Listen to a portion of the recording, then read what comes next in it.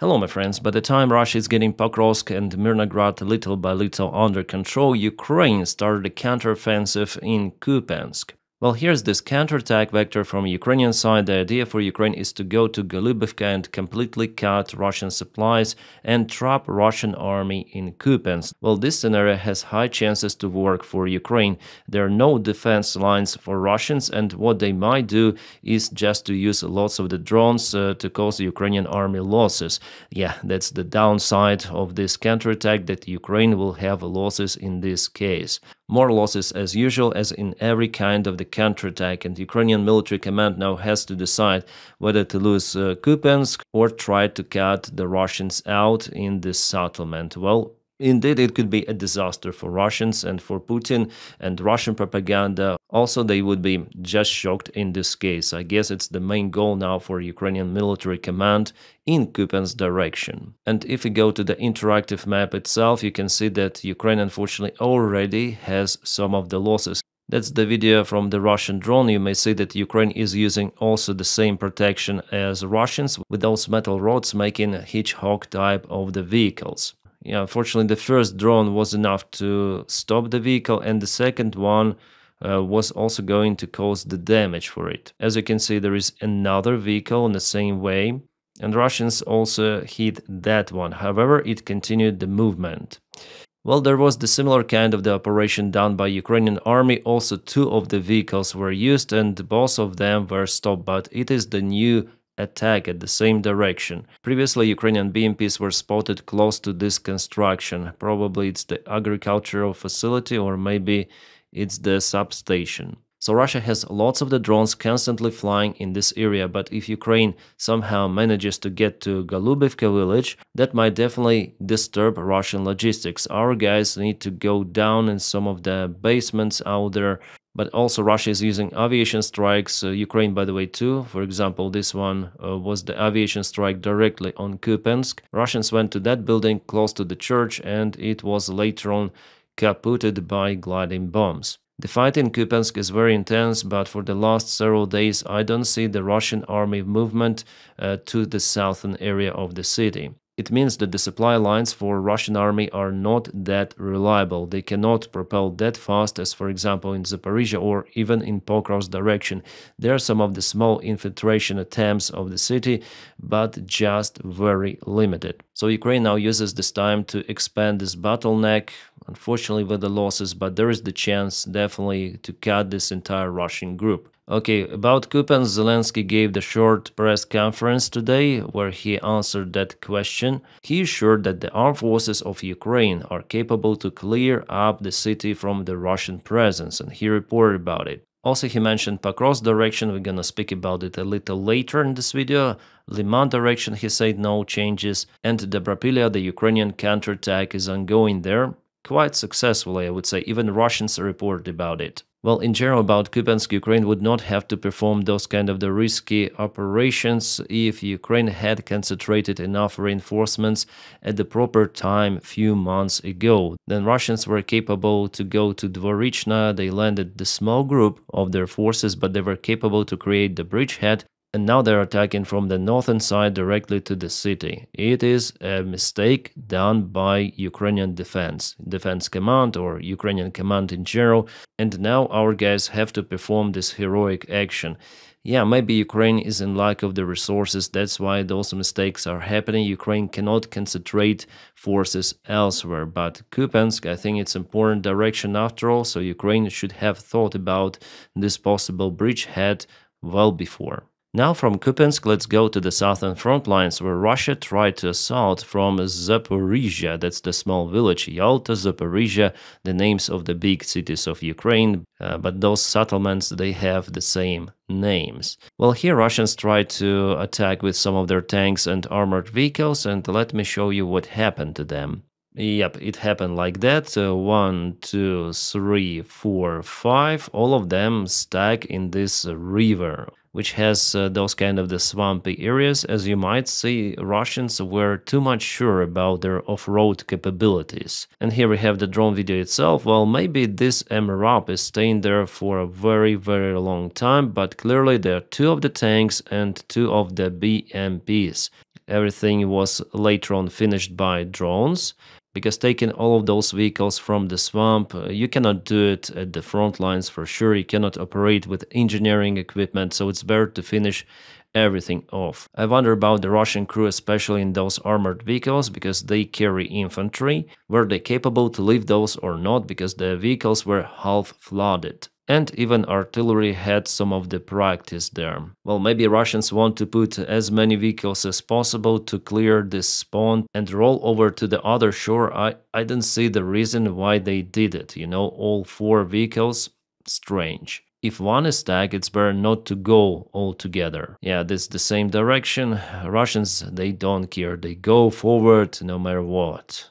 Alright, now let's go to the most intense direction from entire front lines, Pokrovsk and Mirnograd. Well, Russia mostly has the success in the area, but for the last day they haven't propelled forward that much. If we check out the deep state military map, yeah, they went across this road here, but the expansion is not that much as it was before. Guys, in my last video I said that the Ukrainian army should leave this area even without command. Maybe I was, yeah, for sure I was too much emotional. I just worry about our guys, and there were the cases in Avdiivka. Then Ukrainian soldiers were trapped and unalived by Russians. I guess I mentioned it already in my previous videos for you, just for recall. Those guys were just abandoned, they were wounded in many of the cases, and there was no any chance for them to survive actually. Maybe the only chance was to be imprisoned by Russian soldiers, but Russian soldiers decided to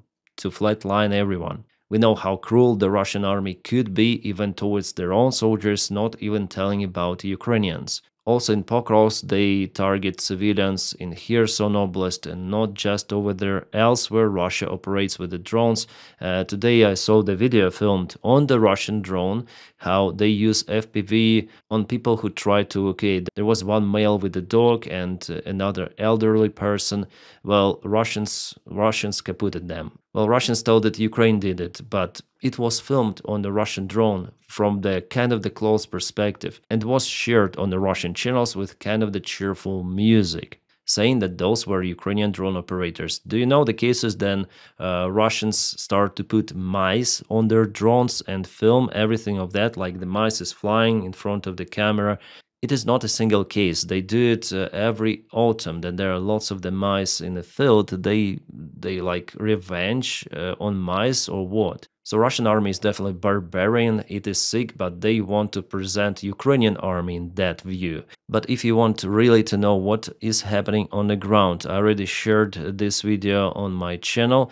It was filmed by Dylan. He's American, now in Ukraine, and in Ukraine for many years already. He filmed the video right on the ground. It's the best, I think, documentary job ever created by foreign journalist and posted on YouTube. It is 1 hour 49 minutes long, but it worth every freaking second to watch this one. And I still don't know why this video has just 38,000 views. Guys, we need to change it. We need to boost this piece of the journalist art into elsewhere, into internet. First of all, it's one of the best documentaries filmed on the ground, and Dylan, he was risking his friggin' life filming this material. I'm doing nothing here, you know, I'm sitting in the chair in front of the camera and the microphone, just blah blah blah some of the stuff, and I have way more views compared to this really piece of art, guys, of journalism. I don't understand it. I don't get it. So my opinion that Dylan Burns, he deserves way more subscribers, way more views on his videos. He's doing also live streams. He's saying the situation as it is, guys. And please subscribe for his channel. I'm gonna put it in the video description just below. Not the channel itself, but the video he posted, and there you can find his channel and subscribe, because this is outstanding. And I just hope that he'll be okay, because he's risking a lot for that content. I would say not even for content, but for Ukraine itself. Dylan, thank you so much. Alright guys, I deviated from the topic quite a lot, so let's go back to Pokros. So I was just in desperate yesterday telling that Ukrainians should evacuate on their own because the main volunteers, they start to say about it, that our guys should leave, it doesn't matter on Syrsky and so on. But of course, if someone leaves from one side, they could open the flank for Russians to enter and they might circle other Ukrainian groups. So yeah, it was my mistake, I didn't think about it yesterday, I was too emotional calling for evacuation. It should be organized properly. I just hope that Ukrainian military command, especially in this sector, is competent enough to organize it. Otherwise, if our guys get trapped, if Russians film the videos with our soldiers being just cancelled, it's the huge demotivation factor for Ukrainian morale in the army and in civilian life. Well, the Michael Center 3 analytic, he did this update, so Russians propelled further into the southern area of Mirnograd, and also the gray area expanded in Pokrovsk sector. Almost entire fight is happening in Pokrovsk, and Zelensky mentioned that Russia is using roughly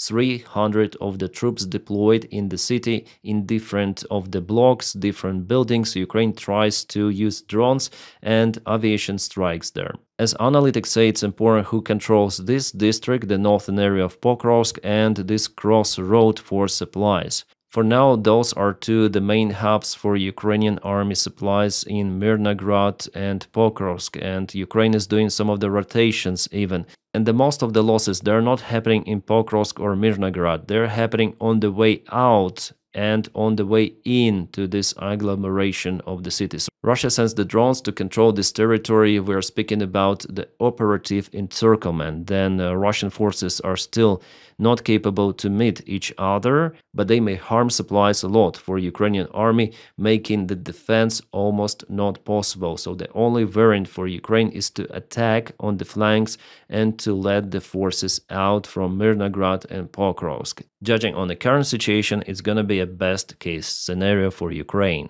And unfortunately, guys, I have to show you even those kind of the pictures. Those are the roads from and to Pokrovsk. They have been hit multiple of the times. Lots of the Ukrainian vehicles. This is Humvee probably. Yeah, that's Humvee. So just for you to understand, yeah, that supplies are almost impossible to deliver. So Ukrainian army should have withdrawn from the place well before. And now Ukraine is doing those kind of the operations using helicopters, GUR special forces, just as a risky attempt to somehow unblock our guys. Unblock from supplies, first of all, because it's too late to use the vehicles normally, as you can see. And Russians are using fiber optic control drones. It is impossible to use any sort of the electronic warfare on them effectively. Only physically you may stop them. It's a very bad situation for Ukraine in Pokrovsk. In the northern side, if we speak about Dobropilya direction, there Ukrainian army is successful, definitely. There is just small enclave of the Russian army. On their channels, they also say that those guys will have to probably surrender to Ukrainians, and Ukraine was really capable here. Russians also admit their useless attacks to get Vladimirivka and Shakhova under control. They say about their command mistake in this direction, that it was a useless freaking operation, which is good for Ukraine. The Ukrainian General Commander Syrsky said that Russia is gathering new forces for attack, because if Russians establish control over Shakhova, they'll have the chance for the second attempt to break through Ukrainian main defense line that goes through Zoloty Kolodets.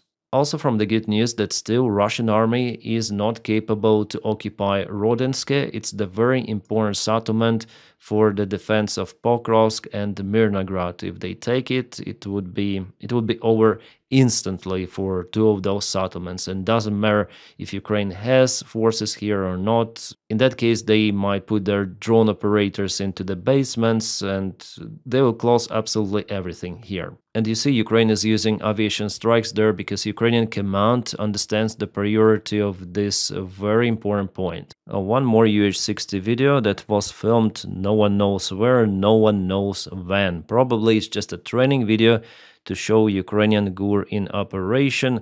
I don't think it is a Pokrovsk direction, because they wouldn't have enough time to put the camera or for someone to film this helicopter landing and stay okay. Then the Russian drones are flying all around. Maybe it was done from some of the training mission, or quite far away from the Russian positions. And as usual, Russia propels in Zaporizhia, Dnipropetrovsk direction, not far away from Pavlivka.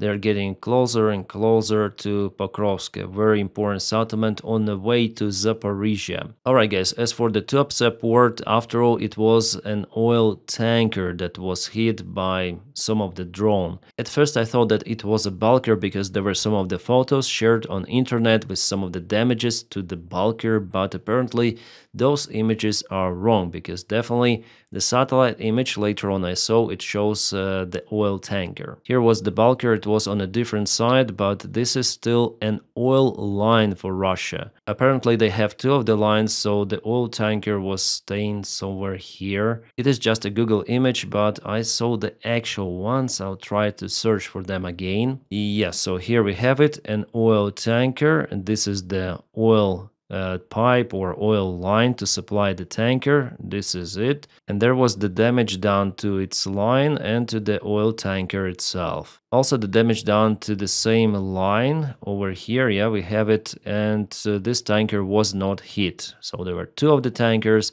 Yeah, it's also a tanker, but here is the bulker was staying, and people say that it was this ship hit. And here's the oil spill. Unfortunately, yes, it harms the nature in this region, sadly, but Ukraine applies those drone sanctions on the Russian oil. Ukraine has no other choice. The oil spillage, it is coming, I guess, from the pipe itself here. Yeah, definitely it was the successful strike. At least 3 of the drones made the job very precisely, and Russia is not capable to use this terminal for oil export any longer. Yeah guys, if I'm wrong about something, I always correct myself if I gain some of the evidence, yeah, that I was wrong, let's say in truthful way, because truth is very important. And thank you so much for writing it to me in the comment section. Yesterday I especially called the video "Russia is not winning" to trigger the Russian community, and definitely Russia is not winning. Ukraine is not winning either, as we understand. It's the long war of attritions, and I'm sure that Ukraine will not lose and Russia will be disintegrated. It's the destiny as it was for the Soviet Union, Russian Empire. They will repeat it once again. It is imminent. But here this video name triggered lots of the Z community members, and I was happy to ban many of them. Yes, I cannot ban all of them because there are thousands of the comments under my videos and I work alone, but yesterday I spent roughly an hour to clean all of those Russian bots out there, so I'm very happy that I named the video exactly as it is. So then I was banning, I was reading also your comments, and thank you guys again for telling me some of the extra information where I could be wrong, and I indeed was wrong about this oil tanker, and that I called for Ukrainian army men just to retreat on will on their own, because in that case there could be even more losses. After all, I'm not a military guy, so sometimes I may say some not correct information, so you need to cross-check all the time all of the influencers, including me. Yeah, try to analyze, cross-check everything coming from the front lines, and not only, but yeah, as you know, we're humans, we make mistakes. Alright, Crimea, once again, here we have the Russian air defense system radar. Oh my god, how many systems do they have? I saw tons and tons of those videos. Air defense after air defense, kaput after kaput. You can see it caught fire, definitely. This is one more radar system, yeah, definitely it was hit. One more, yep, some of the radar here.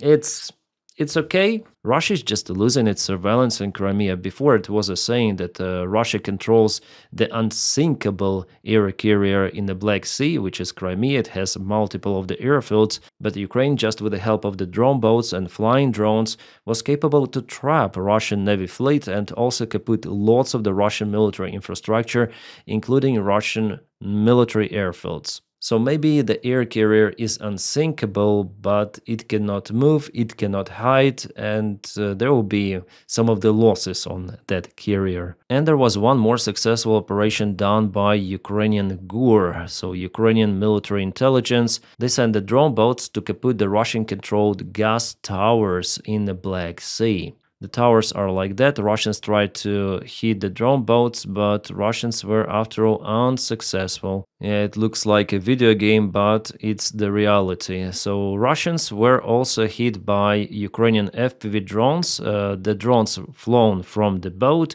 and were operating around this facility, trying to find the locations of the Russian soldiers. As you may see with thermal camera, it is easily achievable. The fights for those platforms continue for multiple of the times. There were different operations from Ukrainian side, from Russian side.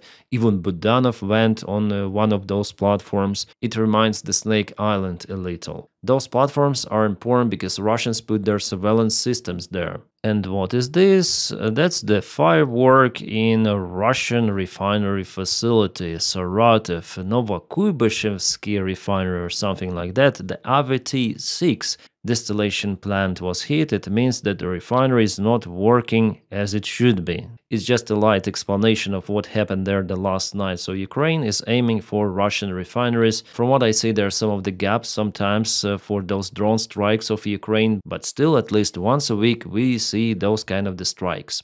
And Russians who are filming everything of that, you see that they are satisfied. And as we see here, it is the local substation of the Volgograd Oblast. Well, probably Russians should expect some of the blackouts in this region. Alright, great news we have here. United Kingdom sends Ukraine more Storm Shadow missiles to strike in Russia. So no restrictions from the United States of America any longer. Donald Trump says, oh, those are someone's missiles, those are not American missiles, so they may do whatever they want with them, even though the previous White House administration actually blocked even the usage of the Storm Shadow and Skull because there are some of the American-made components and they had the right to do so. Well, Donny, it seems like Donny doesn't care. It's the good thing for Ukraine. With more Storm Shadows, obviously Russia should expect something interesting happening to their military bases, logistics, very important supply hubs, infrastructure in general, also on occupied territories like, for example, Crimea. Oh, Donny says that Putin wants to make business as usual with USA. Oh my God, Donny is opening America with that statement. And I think he'd like to be. I think he wants to come in and he wants to trade with us and he wants to make a lot of money for Russia. And I think that's great. That's what I like. Can you get it done in a couple of months, do you think? I think we're going to get it done, yeah. I think he really wants to do business with the U.S. But it did work with India and it did work with Pakistan and it did work with 60% of those countries. Yeah, I would say Donny also wants it. Vitkov, Donny, everyone, they want to make money with Russia as usual, as it was during the first years of independence. Especially right now, then the United States is dependent on China, rare earth minerals, so for them it would be awesome to have this nice relations with Russia that has lots of those minerals, resources, everything. But Donny doesn't understand that with Putin it is not possible. Putin is an autocrat, he's a dictator, and the system itself in Russia is impossible to match with democracy. This union is just maybe in Trump's dreams, that's it. Donny also mentioned that he will not supply tomahawks to Ukraine, but he still may rethink that decision. And physically, it is even hard for deploying those tomahawks in Ukraine because Ukraine needs also numerous of the ground launchers. And how many of those on the market in United States storages? 1, 2, 3, 4? No one says the real number, but not many absolutely. And without this political boost, decisions taken at the highest level possible, of course, United States will not restart the production of those ground launchers. That's the main issue for the Tomahawks. So as for me, it was a variant to apply pressure on Russia, but Americans, they have different missiles, also could be launched from the airplanes.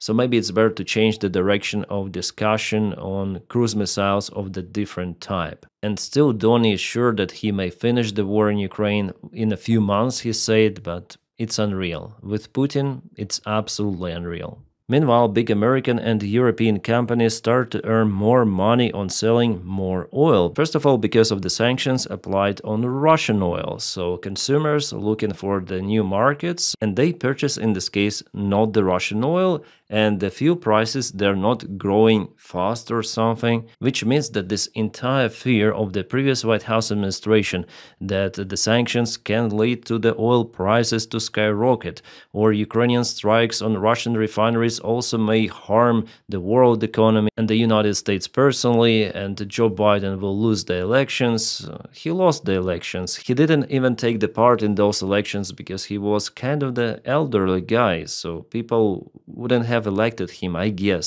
after all. But the real thing we see, Ukraine strikes Russian oil. Russian oil is also under sanctions, and still prices are not skyrocketing somewhere. Just sell more oil yourself. Those Exxon and Chevron are American companies, and they started to earn more profits from refining and trading roles in the third quarter as Russian capacity was contained. Also today, China published the news that they refused to purchase lots of the Russian oil as they done before. Yeah, I understand that they tried to circumnavigate those sanctions, and maybe in 1 month or 2 they're gonna sign the new contracts with some of the different companies, oil companies of Russia, not the Rosneft or Lukoil, something different. But the market in general has already changed, because if you sign the contracts with ExxonMobil, Shell, or so on, do you want to quit those right away? I think those are usually the long-term contracts, which could last for many months or maybe even for many years. So Russia already lost lots of the markets now, which brings more instability within Russia. And guys, thank you so much for supporting my job on Patreon and also on the membership of this YouTube channel. You may check out the link just below to join my Patreon, or click join under this video to follow me on membership. But if you don't have that opportunity to support me in that way, well, press your like to this video and also subscribe for the channel. It is very important to propel this video in YouTube algorithms. So thank you so much for that as well. I wish you all a peaceful sky wherever you are, and have a great time.